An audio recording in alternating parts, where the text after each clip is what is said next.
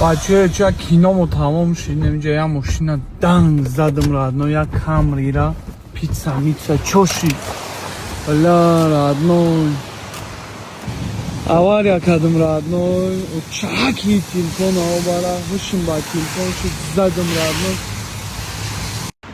короче بچه چه دینا اوار یا کدم رادنو دانو کنی کمری شش دادم ای دینا قطعه همی رفته اومده سیم اول $10,000 گفت و $8,000 کدای مقصد نمیدونم my friend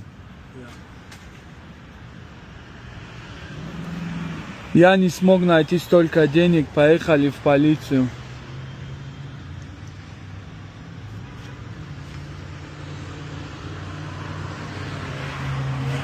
توکلش به خدا چیزی میشه بشوا مقصد میگیرن سر میکنن ده ای امریکا ای نبودش خدمه مونده شده گیم راد نو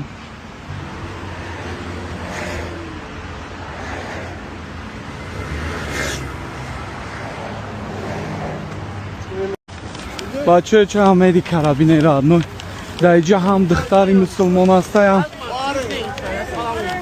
یه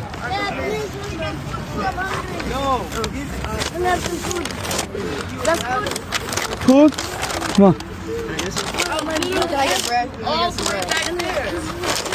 I need some bread for me. Well, let's pick the water over there. No bread?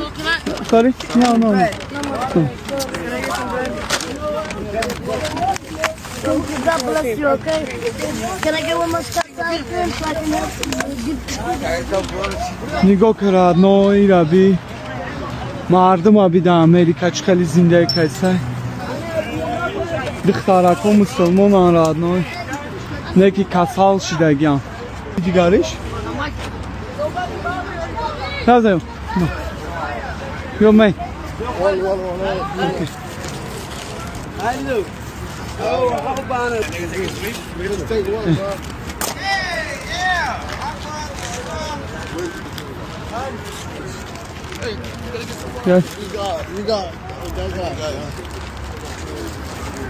نگاه تو مردم چقدر زنده کسه